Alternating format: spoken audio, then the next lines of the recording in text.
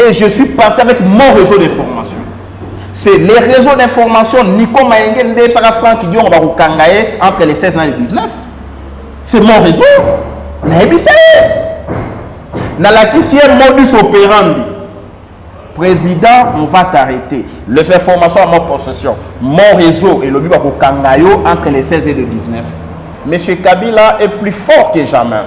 C'est grâce au béquilles lui accordé par M. Tshilombo. Les Congolais normaux, la diaspora normale, yende a se mobiliser pour bayamba M. Tshilombo. Diaspora bako kenda koyamba Tshilombo. Nous sommes au courant de toutes les informations. Ils sont monnayés, on les a achetés, on a payé, on a fait les polos. Au pouce que mission attend une heure après, les gens n'ont pas montant, n'a pas tout bazumbongo, barozo corrompre. Mouzé a fait des accords avec les multinationales alors qu'il n'avait pas qualité pour engager la République. Il n'était qu'un trafiquant d'or et de diamants. Sous casquette, il y a rebelle. Un rebelle, un individu n'engage pas l'État dès lors que Ali n'a pouvoir ton mandat à peuple était. Yango monaki, Mouzé avait forcé la note. Mais comme à Salaki Bakor, avant accession à pouvoir, car il n'a pas respecté ses accords liés, et Dunda Mouzé est mort pour n'avoir pas respecté les accords. Ça, c'est la déclaration de Kagame. Je suis chercheur sur la question. Au moment où parlement à Kinshasa, Rwanda va continuer à banderole, tina salle, l'hémicycle, na banderole, Rwanda va commiper, bania Rwanda, pour soutenir Roubaix.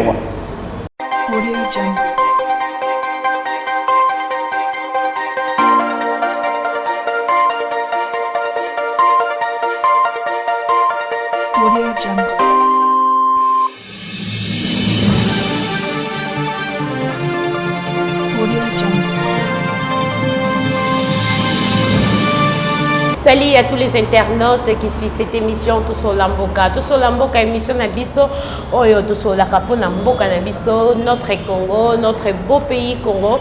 Oto Tiaka toujours des monastères, tout beta kadada, tout sur la Kabiso Moroté, tout sur la Nabino Ba Oyo Bota, la Kabiso Naitano Yaike. Émission Nabiso, elle est le Lengi Makasi Kitoko, Tous sur Lamboka, émission Nabiso, elle est le Kitoko.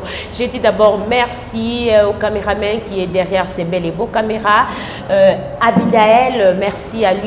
Merci à mon boss Edgar Mokozi, mon boss privé quoi, dans ma vie, papa Banebele, papa social, merci Nayo. Je dis merci à Mama Congo, la présidente et à Nouvel Élan, et après il y a papa Nabiso Adolphe Mouzito, Mama Congo Bambo Tebele Bistika Ozali. Émission Nabiso de l'autre, toujours sur la politique, 100% politique, toujours sur la Ponamboka Nabiso, Mboka ke wapi, et qui est wapi, Mboka komi wapi, Torosa la nini pour être Mboka Nabiso, et bonga. Aujourd'hui je suis pas seule. Je suis avec Maître Nico Mayengele. On doit essayer au moins de parler pour notre pays, pour notre beau pays Congo, la RDC, tout bêtement ma solo, moi mingi, Maître Nico aïe, l'issue na plateau na biso lelo, poto solo la nae. Sans plus tarder, j'ai dit bonjour à Maître Nico Mayengele. Bonjour Madame Karine, bonjour na Edgar Mokunzi, bonjour na ba Congolais Zaïrois. Nyonso bazo salaba réunion dans le cadre préparatif pour une activité au sein de Bruxelles pour manifester sa indignation. Il y a des Congolais vivant à l'étranger. Certains d'entre eux Zaïrois pour na bango tilelo Congo et comment et le Rwanda nous a été Congo Ezakaka Congo pour Zaïre pour na bango yana moi le kumu mais Congo les gens le kumu té donc tant obenga ba Congolais les Zaïrois tous doit liban écolo donc ba préparatif et ça les man à Bruxelles pour na pour sanctionner présence il y a monsieur 15%. Nous sommes de cœur avec vous et nous aurions souhaité que Nyonso et les Kavema Malam. Merci. Maître Nico Maengele, parlant de Bruxelles, quand au lobby, le président actuel, Azoken de Bruxelles, Azoken de Poto, Bana Poto Mususu Balobi Bako Yambaete, mais Bana Poto Mususu Babi Bako Yambae. Moi, Nungu, Eza Ebe, Pona Bango, Kuna Ba Diaspora, Ngoto Ebite, et Kosuka Bondenge Nini, Ba Ope Bazolo Babako Yambaete, Ba Ope Bazolo Babako Yambae. D'après yo, moi, Namboka, Pe Molobeli, Yamboka, Nabiso, Molobeli, Pe ya Congo, Molobeli, Pe ya Eside, Mokope Nakati, en plus aux maître avocat au cause analylobani na kati ya moi nous wana ndenge ko salama. Oui bike madame Karine bisoto pronaka Congo normal. Congo normal où ezali mouvement de résistance démocratique et des révolutions mentales. Congo normal ali parti politique objectif est ali non seulement to bengana ba occupant mais aussi de créer une masse critique, peuple congolais comme un peuple revendicatif et non un peuple apathique et corvéable. Vous comprenez que par là, naba Congolais ou na poto ba résistant ou na poto membre de la diaspora congolaise na Belgique, na France, na Allemagne, bref, en Europe, mobimba bali très mobilisé pour na ko exprimer ou ezali désidérata à peuple congolais. Peuple congolais dans son ensemble, majorité à peuple, à l'ingaki sous système, il y a M. Kabila, ni présence, il y a M. Kabila na Congo comme un homme libre après les élections le 30 décembre 2018. Il faut voir ce qui unit le Congo ou les Congolais. Mais curieusement, aujourd'hui, M. Kabila est plus fort que jamais. C'est grâce au béquilles lui accordé par M. Tshilombo. Ça, c'est les tableaux, ça, c'est les faits. Tshilombo n'avait pas gagné les élections. Kabila a décidé de faire de Tshilombo le président à sa solde.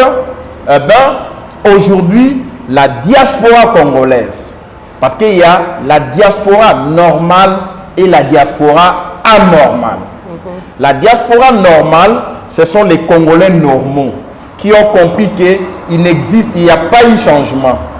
La diaspora anormale, ce sont les fanaquites, les fanatiques. Bato Bakolanda, soit tribu, soit parti politique, soit avantage pécunier ou matériel. Bref, bali rationnalité, bali objectivité.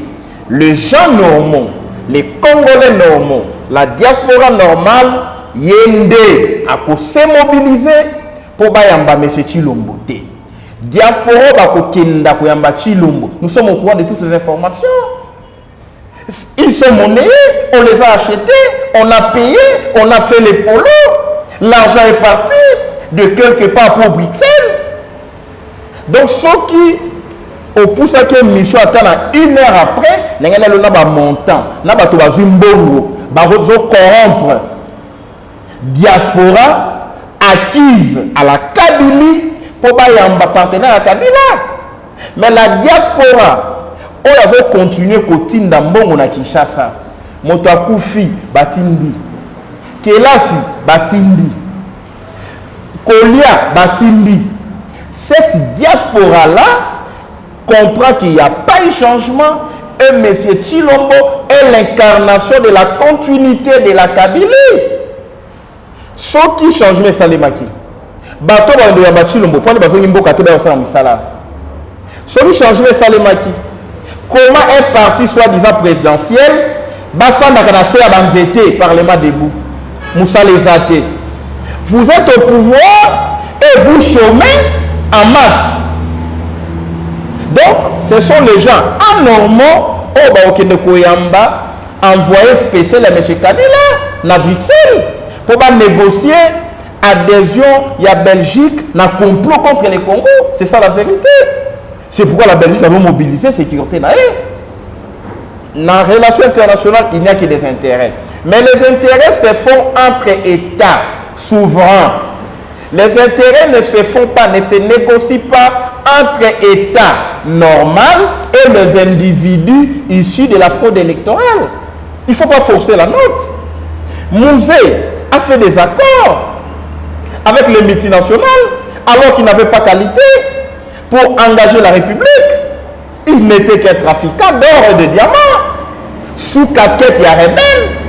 Un rebelle, un individu n'engage pas l'État dès lors que Ali n'a pouvoir de mandat à peuple. Il y a un moment qui Mouzé avait forcé la note. Mais comme ça là qui d'accord avant accession à pouvoir, car il n'a pas respecté ses accords liés et Dunda Mouzé est mort pour n'avoir pas respecté les accords. Ça c'est la déclaration de Kagame. Je suis chercheur sur la question. Kagame Alobango, Mouzé Babomae, Tobomae, parce que il n'avait pas respecté un accord. Maintenant, Tshilombo est sur les traces de Mouzé.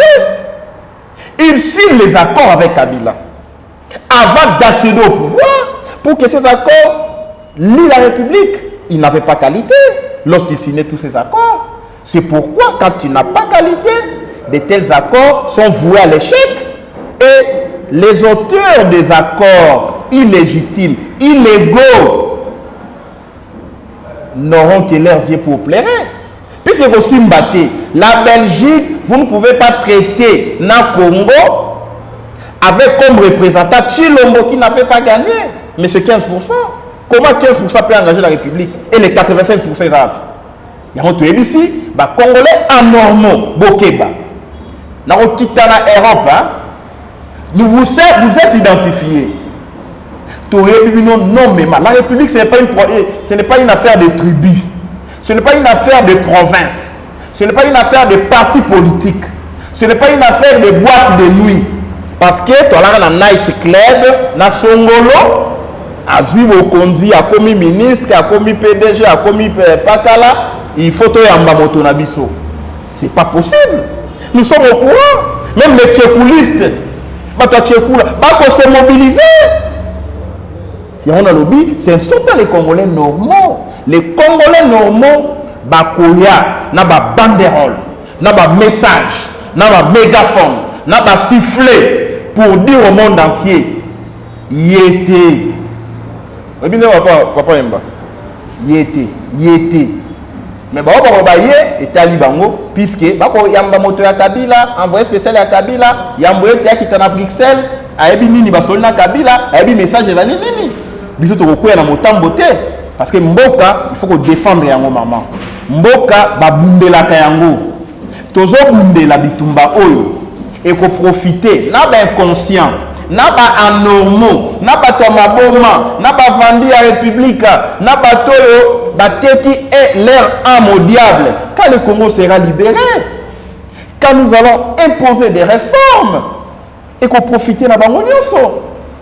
Mais aujourd'hui, ce que moni na Congo, pour votre information, Madame Karine, ce que moni na Congo, Mokonzi a Koti, Rwanda beti maboko, ça veut dire Mokonzi wana Ali na intérêt ya Congo te pour défendre l'intérêt ya Rwanda.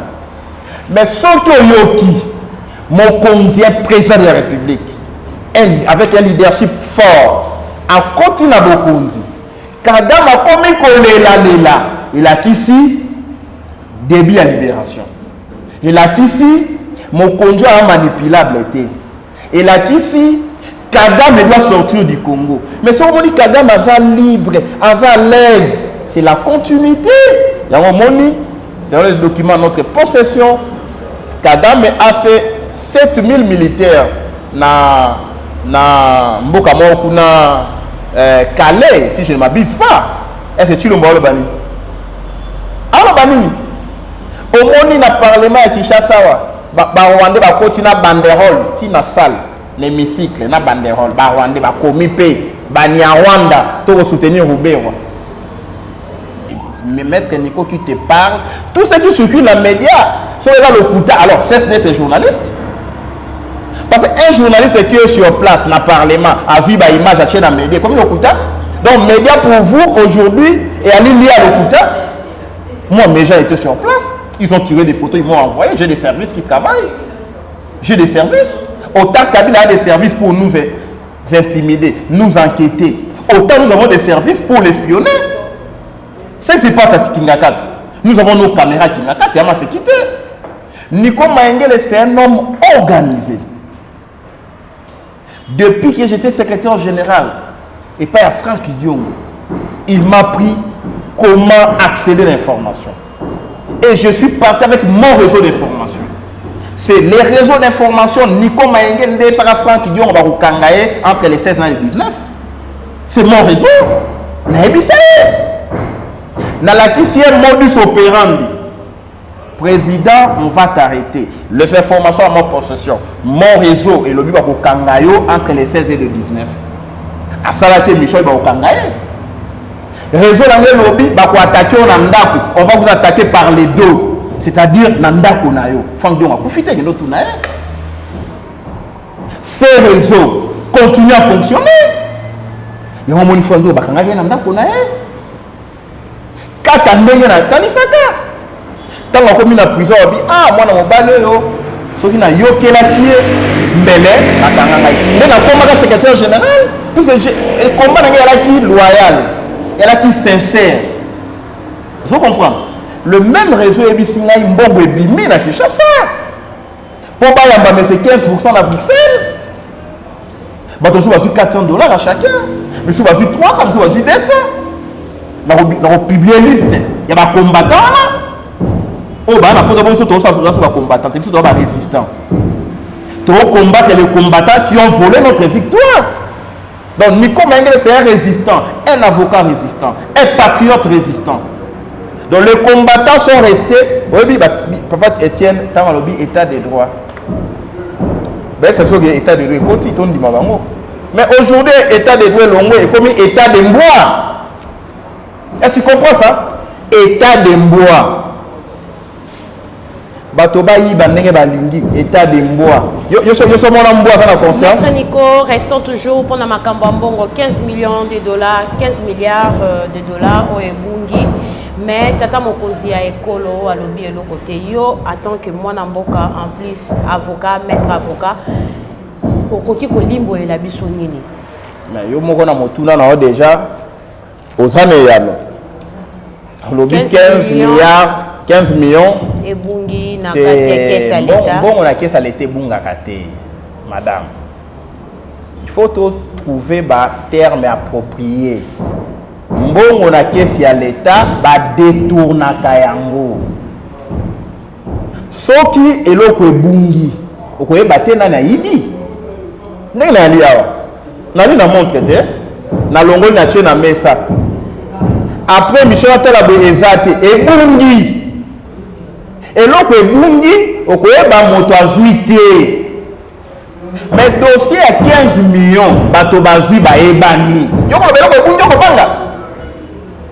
Sur le bungi, oui moto azuité, pourquoi tu obéis ta maçon là? Tant rapport à l'inspection générale des finances et lobby ministre économie. Ba lobby que le bungi, tu obéis moto azuité, ba cité ministre économie.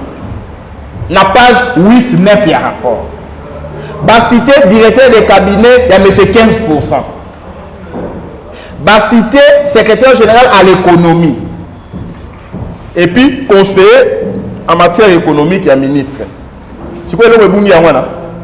To ba détourner. Mbongo miya kota na caisse ya l'état. Ba benga ngo la décote. Tant que l'état ko futa ba subvention pour compenser les pertes et manques à gagner dans le domaine des produits pétroliers. L'État a subventionné 100 millions. Maintenant, 15% à 100 millions, ce qu'on appelle des cotes de 15%, c'est 15 millions. Il a fallu que dans la caisse, dans le compte, il y a commission du suivi des produits pétroliers à ministère de l'économie. Président de la commission de la ministre de l'économie. Compte et ça l'a déjà.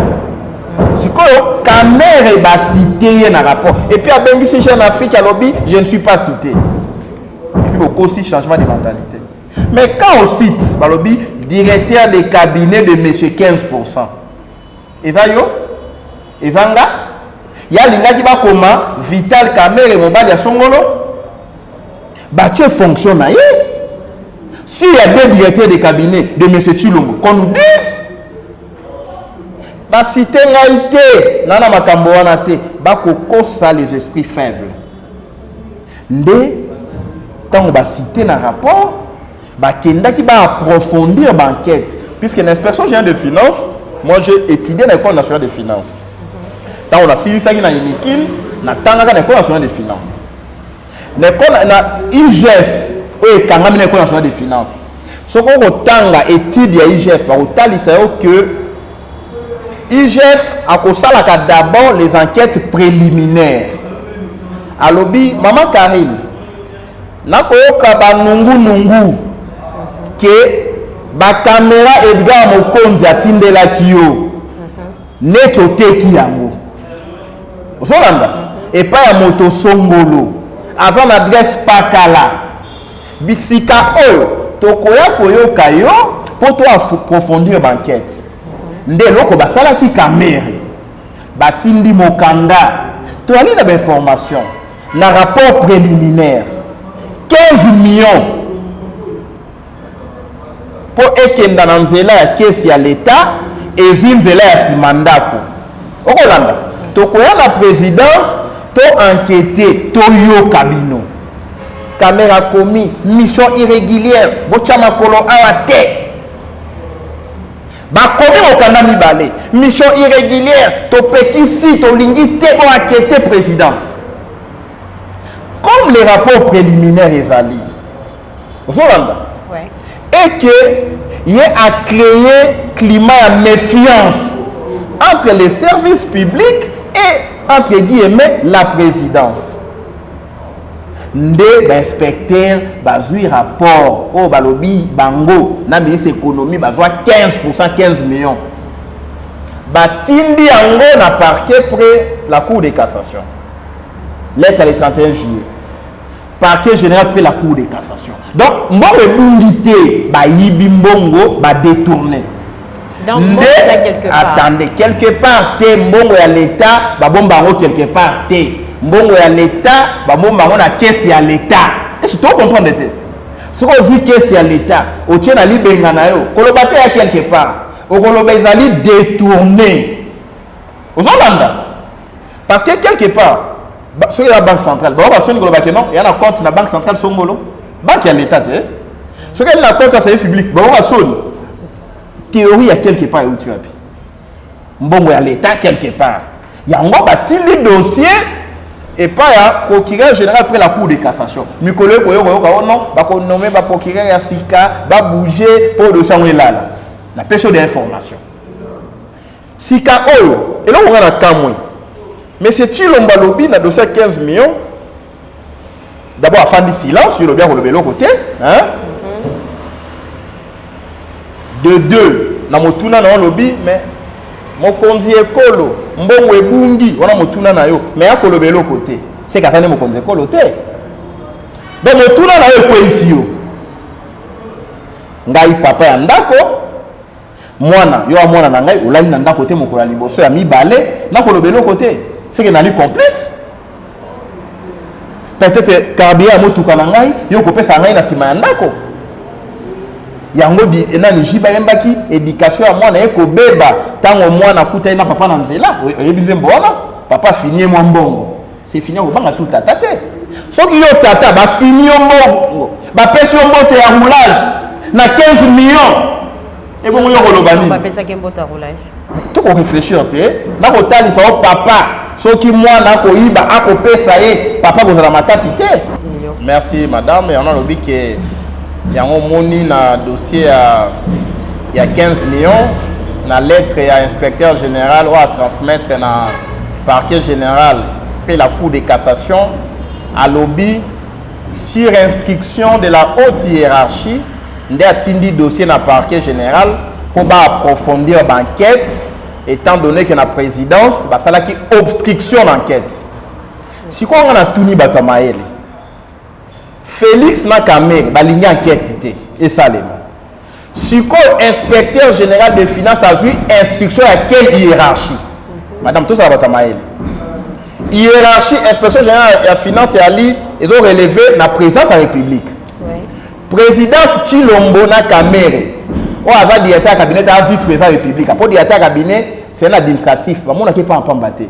Ce qu'on a directeur à cabinet, toujours ciment. Il y a chef de l'État, entre guillemets, à visibilité, à préparer les prochaines élections. Aux Hollandais, à se comporter comme vice-président de la République. Le directeur à cabinet, c'est un administratif. Un monsieur, on n'a pas en pambaté. Il y a pas de directeur à cabinet Obama? Non. Et si on a Obama, on a un directeur à cabinet ciment. Il y a un directeur à cabinet à Macron? Non. Macron a quitté les États-Unis, directeur à cabinet ciment. Il y a pas de directeur à cabinet Mobutu? Non. Vous n'aurez tout autant dans la classe. Directeur à cabinet. Mais Mobutu a quitté vous n'aurez pas ciment.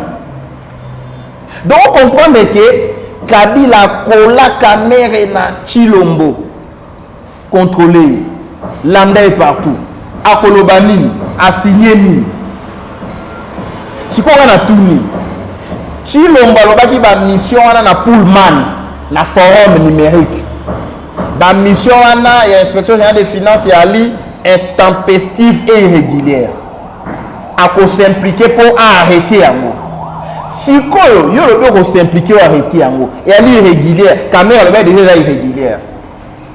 Non, il y a pas ces instructions l'inspecteur général des finances pour dossier le la finance et qu'il n'y a pas parquet général. Tant l'inspecteur dit sur instruction de la haute hiérarchie. Haute hiérarchie, c'est qui? Ce qui a dit Félix. Et a dit pour aligner contrôle, aligner enquête. Donc, haute hiérarchie, on a un inspecteur général des finances, c'est pour le Béali Kabila. Parce qu'il y a encore dit l'autre côté et son contraire. N'a pas une mission, n'a pas sa instruction, va approfondir l'enquête.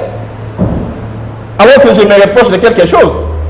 On va comprendre que le vrai président, c'est M. Kabila. Enquête au Salem. Objectif, il va constituer le dossier pour ne pas destituer M. Chilombo. L'application à l'article 165. C'est ça la vérité. Il y a un caméra partout. Il y a un dossier sur une caméra Komaka. Sur instruction du président de la République. À Coco Tissaïna va marcher à gré. Sur instruction du président de la République. Les marchés songolais sont accordés par voie à gré. Entreprise va salir lobby, les lois gagner marché à millions. Il y a une violation de la loi relative au marché public, mais à Coco Tissaïna, dans tout ce qui est malversation financière. Sur instruction du président de la République, Misimbongo 250 000, ça la carte de vœux. Sur instruction du président de la République, saute des moutons, 2 millions. Sur instruction du président de la République, les maisons préfabriquées, gré à gré. On va comprendre que le vrai président c'est Kabila. Kamere étant au Kinaka, tout le monde a comme pas Kabila, a coupé ses mots à Fukami, à Tchemotuna, à Gumbami. José Matila, tout à Gumbama Bongote. Un ancien chef de l'État, un directeur de cabinet à M. 15%, soi-disant président, au Gumba, l'ancien chef de l'État. On juge une personne à l'aune de ses faits et gestes. On juge une personne à l'aune de ses dires. Kamere craint plus Kabila que Chilombo. Et ce monana na misala yango ki bato ya base balo isi Chilombo se débarrasser na Kamere impossible. Kamere est les cop. Moi na mayo là la faille le liba proclamer président na 2h du matin. Talashida. Accord ya Nairobi to pesa Kabila a appliqué. Yango Kabila a appliqué. Accord à Nairobi pesa Kamere finance, Kabila ju finance. Et puis c'est Kamere justice, Kabila ju justice. Et puis c'est Kamere Sénat, Kabila ju Sénat. Et puis c'est Kamere travaux publics, Kabila ju travaux publics. Et puis c'est Kamere banque centrale, Baoucha Motonabango. Donc Kamere a rendu de bons et loyaux services à Kabila, c'est pourquoi il est devenu directeur de cabinet. Pour l'accord, on a Kamere passé premier ministre. Kabila a habité et Lukamba. Donc on comprend que la même logique, nous devons payer finance de la République, nous devons s'accanater. Mais ce qui est objet, c'est un couteau à double tranchant. Couteau à Koiba, Badondoa, les nouveaux riches. Donc autant la bande à Bosomba, na Nyangwe, Bosombi, na Miami, les États-Unis, Bosombi. Donc au Komba, ils sont pas congolais normaux. Na Tanzanie, Basombi. Donc au Komba, na ville na Gombe bako somba les nouveaux riches même bato IBPS un cadre dans un magasin à côté de la poche $16,000 à son bibakiti na ba mesa donc filmer quand la République sera libérée donc récupérer bambongo wana nyonso bako samba yango budget à lobby et kozala 100 milliards 16 milliards à Kabila et zongi na caisse à l'état les nouveaux riches to boto le bako yiba parce que pour le dernier coup de sifflet pour après mandat autorité ni ko ya peut-être Kabila ozonga impossible Kabila ozonga sino ko contacter na ndoto ozonga te oh non bon préparer un tel encore président de la République bon pour moi na moi si on va remplacer M. Chilombo impossible à relécater avant 2023 tu vas arrêter ma sécu il y a un coup de chapeau dans marche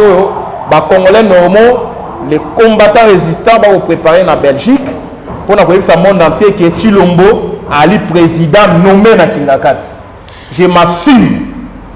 Merci Maître Nico Mayengele. Parlons de le 22 de ce mois.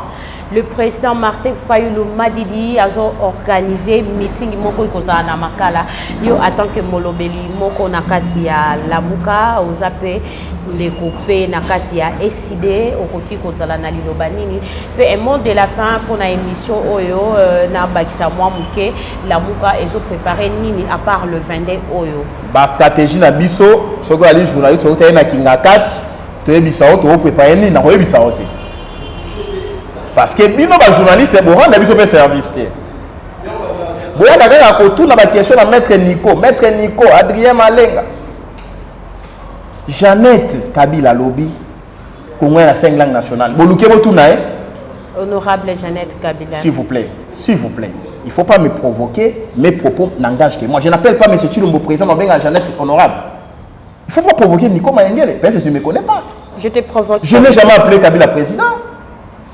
Je n'appellerai jamais Chilombo président. Encore moins Jeannette honorable. En quoi elle est honorable? Pour avoir été dans le service na Tanzanie, service national?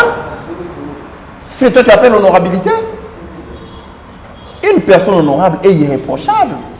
Parlez de ce que vous parlez. Non. Bino boko banga kala kombo ya Jeannette Kabila, ba Zoé Kabila, boko banga na mboka na bino. Na tunio, otuni Jeannette te pona nini?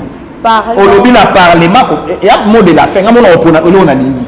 Ok, vas-y. Problème exacté. Laissez-moi. Je vous laisse. Moninga na omwasi. A Telemi. Na Tanga na Tanzanie. Na sali service militaire na Tanzanie. Et là, quand il y a réservé dans la Tanzanie, ça veut dire qu'on a une façon à nationalité en athée. On va pas est-ce que s'il vous plaît. Maître Nico Mayengele, est-ce que ce mal d'aller étudier ailleurs ou soit à l'étranger? Moi je fais les études à l'Inde. Et na armée à Inde? Non, Matanga armée, je fais la médecine à Inde. Vous avez une service national à Inde? Parlez de ce que ne confondez pas, s'il vous plaît. Parlez ce que vous parlez là. Ne peut travailler dans un service national que les ressortissants de ce pays. C'est le service obligatoire, la Tanzanie. Moi, la Sisi qui est là, c'est Tanzanien. Bah, coacher na armée une année. C'est ça les services obligatoires. Ceux qui sont allés menacés, on peut récupérer tout jeune à Edobeta Munduki. C'est ça les services obligatoires. Les étrangers ne s'enrôlent pas dans l'armée, toi aussi.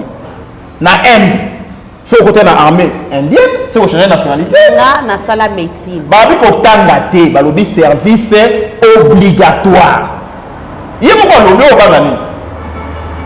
Jeannette Kabila ne peut pas nous intimider chez nous, dans notre maison. S'il y avait des députés normaux, on devait l'interpeller dans le Parlement. Madame, quand on a député dans le Congo, il faut la Congolais. Ndenge ni nyoza qui na armée tanzanienne. Ah, je crois que vous avez au commis congolais depuis quand? Ou congolaise? Tu finis moto. Tu finis moto. Yo pe journaliste, abimi pe na saki. Attends micro, s'il vous plaît, comme vous aimez bien l'honorable, honorable Melobi, tu as la 5 langues nationales. 5e langue en Oizani. Botikié, comme Monsanto, comme ange, intouchable, abimé à Kéba Sekibiso. Bameli champagne. Pour vous préparer qu'il y a Rwanda comme 5e langue na Congo. 5e langue na Congo qu'il y a Rwanda. Ba créer ethnie à la raté. Ba bingo ba ni Rwanda. Il faut appeler ça un espace, bah créer minembo. Il faut appeler ça une langue qui n'y a Rwanda. Beaucoup comprendre que sans c'est un ministère chargé de la balkanisation et de la révision des frontières nationales. Oh, beaucoup bien l'abusivement ministère de la décentralisation et des réformes institutionnelles. Le pays est en train de partir. Il y a le nom président Fayulu dans un meeting le 22. Oui, il y a un meeting le 22 dans ma tête. Puis celui qui a été élu, il doit parler à son peuple. Mais le meeting est organisé par la plateforme dynamique pour la vérité des urnes. Oh, bah invité président élu.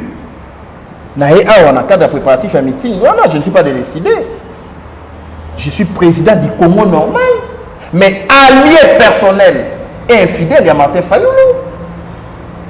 Tant qu'on reste dans l'idéologie, il y a vérité des urnes, nous allons aller jusqu'au bout. Idéologie à libération à Congo, on va aller jusqu'au bout. Moi, je ne suis pas les individus, je suis l'idéologie, l'idéal.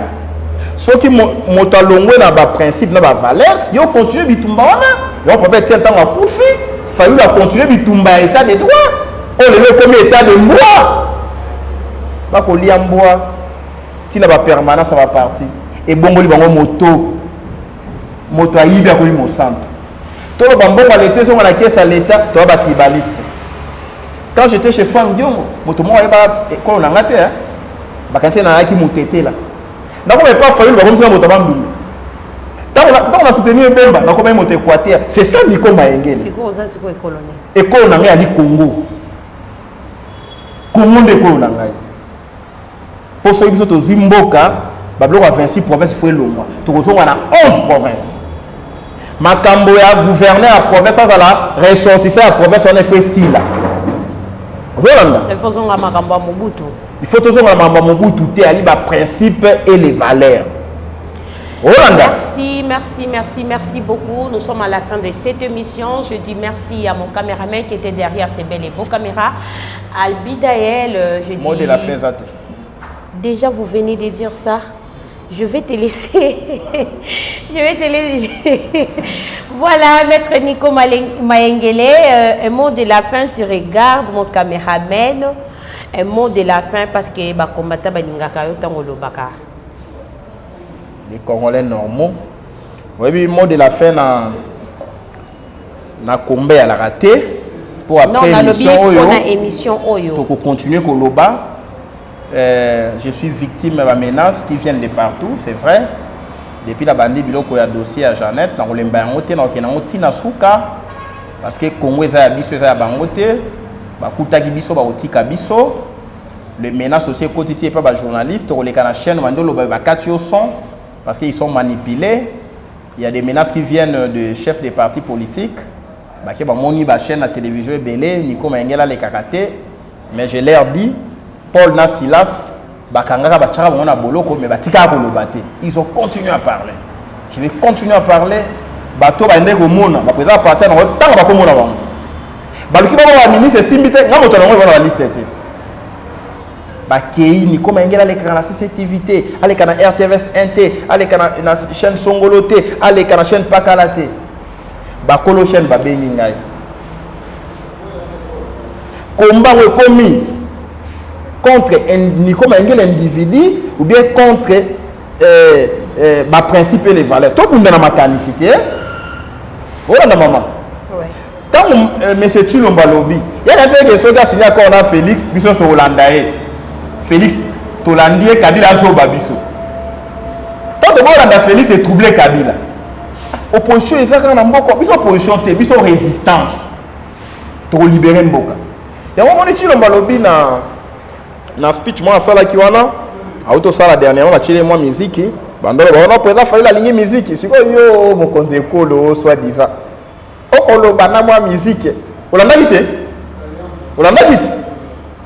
akolo ba musique eko beta bako tia ba fleur photo pe ya malonga te drapeau pe ezalité net na moi boîte de nuit moko boy okomona ba sentiment ya poto emeriki eko landa Bokonzi. Olandi, sika on a tout mis. Il y a lobby changement de mentalité. Sur la forme, c'est bon, mais au fond, moto a gagné té. Moto et au peuple a voté té. Encore tinda biso to changer mentalité. Vrai changement de mentalité commence par les respects des urnes. Il y a la vérité des urnes. Moto a gagné. Va voter Fayoulou. Nanga, on va te voir bossa na ye. Nanga to bossa nyote. Nanga okozwa fimbo ya ngubu. Quand le pays sera libéré. La situation que nous traversons aujourd'hui a comme auteur M. Nanga. C'est Nanga Nde, na M. Kabila, va imposer biso Chilombo na cour constitutionnelle. Tout bon, c'est matin, maman. C'est un changement de mentalité au Bandawak. C'est ça le changement de mentalité. Botika moto peuple a voté, qui a comme ça. Biso Bakondi, Kabila continue au tambo dans la mituka ya l'État, PR, présence à la République. Afin dans la quitte la présence à la République. Attends, on a tapis rouge. Na Kingakati. Basani na PR, na ba armoirie à la République. N'est to fandi bo na mo Congo ba armoirie à la République. Moi c'est que tambo na mo solo ya l'État, la mituka ya l'État. A ko continuer ko gérer armée dans la police. Yango bo konza Chilombo. Si ko ba combattant ba tambo ya mikili ya poto. Pour na ba revendiquer, ba to ba ko bomba en Afrique du Sud. Soit disant l'État congolais un État normal, à l'autre côté. Nigeria a 4 avions à rapatrier 600 Nigériens. Ambassade de l'Afrique du Sud, c'est fermé.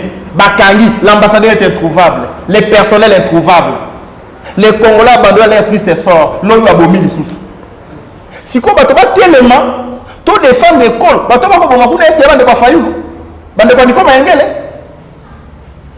est-ce Bangala balite, Bakongo balite, tant que pas en Afrique, c'est des copona, tant que pas en Est, c'est des copona, tant que beaucoup ça là, basso de moutons, au sous de moutons, boche ba béton en zela, bokati batu la maille, battre mais la maille était, tout le baté, on peut changer toute une ville au fond du plein aménagement à ville, un matin changé. Nzelo le kaka bakangi to lo baté yango monsieur Chilombo na bato IDPS pas autant c'est ton papa Etienne Akufa qui paie à son âme à tirer Chilombo Congo non le Congo n'appartient pas à monsieur Chilombo le Congo n'est pas l'IDPS aujourd'hui Kabila a commis Monsanto je vais chuter Kabila bato IDPS pas occupé été ennemi à IDPS comme Fayoulou ennemi à Congo et comme peuple congolais et ya komona que mboke ko na kunda mboke ko na libulu toloba te gratuité enseignement bo futi ba enseignant te budget ezate toloba te bana so ba ko tanga te toloba te on a mis na tango gratuité enseignement réalité fourniture scolaire réalité fourniture de bureau réalité enseignant au futa transporter Toloba te. On a mis 15 milliards. Toloba te 15 milliards, c'est plus de 22 milliards de dollars. 15 millions de dollars, c'est plus de 22 milliards de francs. Avec 15 milliards pour votre information. Tokotonga usine à traitement à coltan. Au Rwanda, on a coltan, à Tongi, usine à traitement à coltan à 5 milliards. Coltan à Bisso, traité na Rwanda. Toloba te. Bappel tout ça là. Bappel WhatsApp, Facebook, Instagram, les réseaux sociaux, contrôler la serveur dans Rwanda. Toloba te. Parce que cette république appartient à Chilombo. On a dit dans le forum numérique, Congo, tu as na Sima, ya Silou, tu as na Mai, tu as na Mabele, Mabanga et Kobota na Mimosa na Sea Mabele. Bon, mais la vie sur les maisons préfabriquées, pour la bataille militaire, c'est un complot contre les militaires. C'est un complot contre la République. Moi, je suis fils d'un militaire, madame, je vais chuter. La armée, poser la question à tous les spécialistes. Les constructions à bataille militaire obéissent à des normes appropriées. La camp militaire, au côté de maison préfabriquée, était en bois ou en carton. C'est une insécurité. Si l'État est attaqué, c'est le feu. Tout le bateau. Il y a un camp militaire, Et n'a pas même norme, n'a pas prison, même norme, n'a pas bunker. Le camp militaire, on a norme, il y a anti-protection, autoprotection. On attaqué quand c'est à soldat ali na tati anda ko lisa se rejoindre était pas mieux ya blindé. Mais yo ki na ba ndako ya mabaya, ya carton. O ko tongela ba officier, ata balle perdu et ko bomaye, tout le baté. Alors toi na ciment, toi mabélé. Bref, Tshilombo fait partie du complot contre la République. Parce que présidence nae et qu'on s'appelle ça Kagame. Merci beaucoup, Maître Nico Maengele. Je vous signale que tous les propos tenus, ça n'engage que Maître Nico Maengele. Ça n'engage que moi. Je suis pour Merci beaucoup à mon caméraman qui était derrière ces belles et beaux caméras, Abidal. Je dis merci à mon boss, Edgar Mokosi. Si réellement cette émission vous a lésé, cherchez un petit place dans vos cœurs et nous pardonner. Nous sommes là juste pour parler pour notre pays. Poete Mbokanabiso et Kendeliboso et Bongape. Nganabino, Tomonani Mbalanasima. Bonjour ou bonsoir chez vous. Au revoir.